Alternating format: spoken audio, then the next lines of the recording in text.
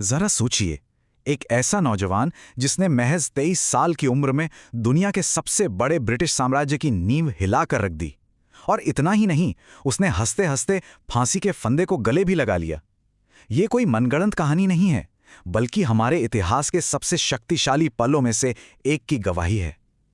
सच में हैरानी होती है ये सोचकर कि इतनी कम उम्र में कोई मौत की आंखों में देखकर ऐसे मुस्कुरा कैसे सकता है। नमस्ते। आज के इस विशेष ऐतिहासिक विश्लेषण में आप सभी का स्वागत है। आज की हमारी ये पूरी चर्चा आधारित है ऐतिहासिक स्रोतों पर, जिनके जरिए हम भारत के सबसे अमर और बेखौफ क्रांतिकारियों में से एक के जीवन को समझने की कोशिश करेंगे। हम जानेंगे उनके संघर्ष को, उनकी असली प्रेरणा को और उनके उस सर्वोच्च बलिदान को जिसने पूरे देश को जगा दिया। तो चलिए, बिना किसी देरी के इस वीर की कहानी में उतरते हैं। शुरुआत करते हैं हमारे पहले खंड से, जन्म और बचपन।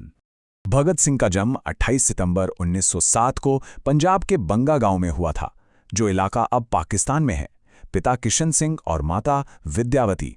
अब यहाँ जो बात सबसे ज़्यादा ध्यान देने वाली है वो ये कि उनका पालन पोषण किसी आम परिवार में नहीं, बल्कि एक ऐसे परिवार में हुआ जो पहले से ही देशभक्ति और आज़ादी के आंदोलन से बहुत गहराई से जुड़ा हुआ था। उस समय भारत पूरी तरह से अंग्रेज़ों की जंजीरों में जकड़ा था और बचपन से ही भारतीयों पर होते क्रूर अत्याचारों को देखकर उनके मन में देश के लिए कुछ कर गुजरने की वो चिंगारी सुलगने लगी थी।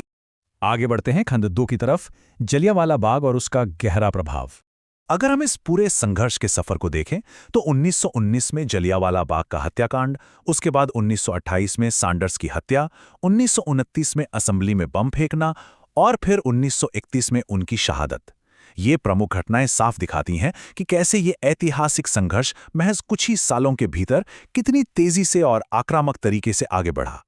1919 का जलियांवाला बाग हत्याकांड, ये वो टर्निंग पॉइंट था जिसने इस पूरे संघर्ष को एक नई और भयानक दिशा दी। उस दिन अंग्रेजों ने हजारों निहत्थे और बिल्कुल बेकसूर लोगों पर बेरहमी से गोलियां बरसाई थीं। हमारे स्रोत बताते हैं कि इस क्रूरता ने भगत सिंह को अंदर तक झकझोर कर रख दिया था, और बस यही वो पल था जब उन्होंने दृढ़ निश्चय कर लिया कि वो अंग्रेजों को भारत से बाहर निकालकर ही दम लेंगे। अब आते हैं खंड 3 पर, क्रांतिकारी जीवन की असली शुरुआत।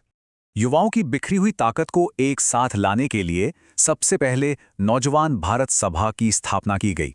इसके कुछ समय बाद ही वे हिंदुस्तान सोशलिस्ट रिपब्लिकन एसोसिएशन यानी HSRA से जुड़ गए। इन सभी संगठनों और कोशिशों का बस एक ही साफ और अटल मकसद था, और वो था किसी भी कीमत पर ब्रिटिश हुकूमत को भारत से उखाड़ फेंकना। इसी बीच 1928 में एक ऐसी घटना हुई जिसने इस आज़ादी की लड़ाई को और तेज कर दिया। अंग्रेज अधिकारी सैंडर्स ने लाला लाजपत राय पर एक बेहद क्रूर और जानलेवा लाठीचार्ज का आदेश दिया, जिसके चलते लाला जी की मृत्यु हो गई। इसी घोर अन्याय का सीधा बदला लेने के लिए भगत सिंह और उनके साथियों ने सैंडर्स की हत्या कर दी। ये ब्रितानी हुकूमत के जुल्मों के खिलाफ एक बहुत बड़ा और सीधा जवाब था। चलिए अब चलते हैं खंड 4 की ओर, असेंबली में बम कांड। अक्सर जब हम बम शब्द सुनते हैं तो दिमाग में सीधे तौर पर हिंसा का ख्याल आता है ना? लेकिन यहाँ स्रोतों में एक बहुत ही दिलचस्प और ज़रूरी तुलना दी गई है। 8 अप्रैल 1929 को दिल्ली की सेंट्रल असेंबली में जब भगत सिंह और बटुकेश्वर दत्त ने बम फेंका तो उनका मकसद किसी की जान लेना बिल्कुल नहीं था, बल्कि उनका असली मकसद था सोई हुई और बहरी हो चुकी अंग्रेज सरकार की नींद उड़ाना, उन्हें जगाना। और यही वैचारिक गहराई इस घटना को इतिहास में इतना महत्वपूर्ण बनाती है। और बम फेंकने के बाद जो हुआ वो और भी हैरान करने वाला था। उन्होंने वहां से भागने की रत्ती भर भी कोशिश नहीं की, वो वहीं खड़े रहे और अपनी मर्जी से गिरफ्तारी दी।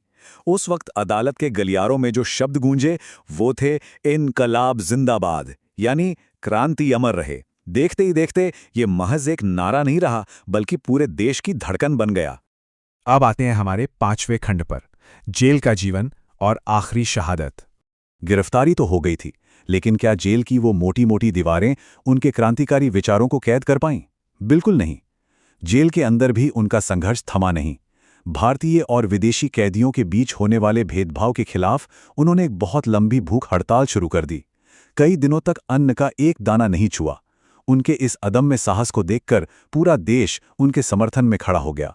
और हाँ, जेल में वो अपना ज्यादातर समय पढ़ने और आज़ाद भारत के भविष्य की रूपरेखा तैयार करने में बिताते थे। लेकिन सच तो ये था कि ब्रिटिश सरकार उनके इस बढ़ते रुतबे और प्रभाव से बुरी तरह घबरा गई थी। कठोर अंग्रेज हुकूमत ने उन्हें मौत की सजा सुनाई। और फिर आई वो रात, 23 मार्च 1931। भगत सिंह, सुखदेव थापर और शिवराम राजगुरु, इन तीनों वीरों को लाहौर जेल में फांसी दे दी गई। ये हमारे भारतीय इतिहास की सबसे भारी, सबसे उदास रातों में से एक थी। फांसी के तख्ते की तरफ बढ़ते हुए उनके आखिरी शब्द क्या थे? साम्राज्यवाद मुर्दाबाद। हमारे स्रोत बिल्कुल स्पष्ट रूप से बताते हैं कि मौत के उस खौफनाक पल में भी भगत सिंह के चेहरे पर डर की एक लकीर तक नहीं थी। वो लगातार नारे लगाते रहे और बिल्कुल मुस्कुराते हुए फांसी पर चढ़ गए। उनका ये साहस वाकई रोंगटे खड़े कर देता है। और अब हमारा छठा और आखिरी खंड, युवाओं के लिए एक अमर प्रेरणा। महज 23 साल। सच कहूं तो ये सिर्फ एक नंबर नहीं है, ये अपने आप में पूरी एक कहानी है। जरा सोच कर देखिए, आज की दुनिया में एक 23 साल का युवा क्या सोचता है अपने करियर, अपनी पढ़ाई, अपने भविष्य के बारे में। लेकिन इस उम्र में भगत सिंह ने देश की आज़ादी को अपना अंतिम लक्ष्य बना लिया था और उसके लिए अपना सब कुछ हंसते हंसते न्यौछावर कर दिया।